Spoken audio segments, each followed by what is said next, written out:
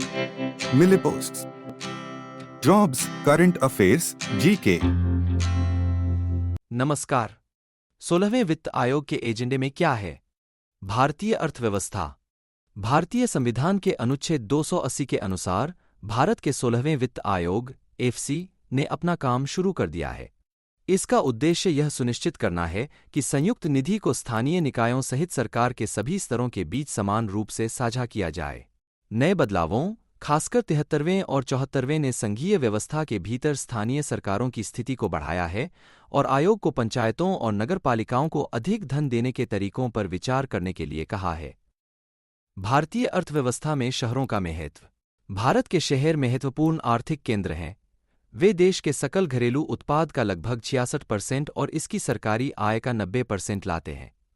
यह महत्वपूर्ण जोर दर्शाता है कि शहर राष्ट्रीय विकास के लिए महत्वपूर्ण स्थान है।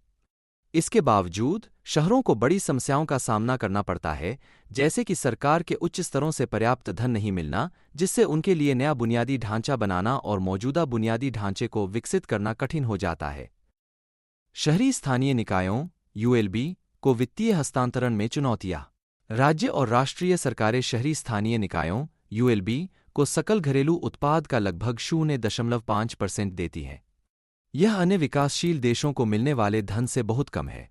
इसे अंतरसरकारी हस्तांतरण आईजीटी कहा जाता है। मदद की इस कमी ने नगरपालिकाओं के वित्त को और भी खराब कर दिया है, जिसका शहरों की उत्पादकता और जीवन स्तर पर नकारात्मक प्रभाव पड़ा है। इसके अलावा माल और सेवा कर जीएसटी की शुरुआत ने यूएलबी के लिए आय के स्रोतों को बहुत कम कर दिया है, जिससे वे अप्रत्याशित आईजीटी पर अधिक निर्भर हो गए हैं। समानांतर एजेंसियां और वित्तीय विकृति। स्थानीय सरकारों ने अपनी नौकरियों और वित्त पर अधिक से अधिक नियंत्रण खो दिया है, भले ही संविधान में बदलाव का उद्देश्य उन्हें अधिक शक्ति देना था। ये अतिव्यापी कर्तव्य स्थानीय सरकारों के लिए अपना काम अच्छी तरह से करना और अपने वित्त को व्यवस्थित रखना कठिन बनाते हैं। साथ ही सांसद स्थानीय क्षेत्र विकास योजना जैसे कार्यक्रम नियोजित वित्तीय हस्तांतरण और नौकरियों के काम करने के तरीके को बदलकर पैसे की बात आने पर चीजों को और भी जटिल बना देते हैं। अपडेटेड जनगणना डेटा की अनिवार्यता।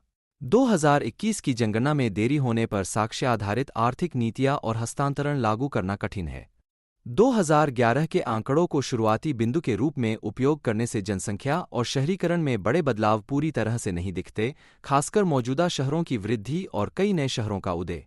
16वें वित्त आयोग को पैसे खर्च करने के तरीके के बारे में समझदारी से निर्णय लेने के लिए सटीक, अप टू डेट डेटा की आवश्यकता है। 16वें वित्त आयोग के लिए सिफारिशें। शहरों की वित्तीय सेहत और सुविधाओं को बेहतर बनाने के लिए 16वें वित्त आयोग को कई महत्वपूर्ण मुद्दों पर काम करने की जरूरत है। इनमें यूएलबी के लिए आईजीटी को जाने वाले जीडीपी के हिस्से में बड़ी वृद्धि के लिए जोर देना, राज्य जीएसटी के अनुसार संपत्ति कर नियमों को बदलना और पानी, सीवर और कचरा संग्रह जैसी बुनियादी सेवाओं के लिए पर्याप्त धन सुनिश्चित करना शामिल है। अगर भारत के शहर आर्थिक इंजन के रूप में बढ़ते रहना चाहते हैं, तो उन्हें इन समस्याओं से निपटना होगा।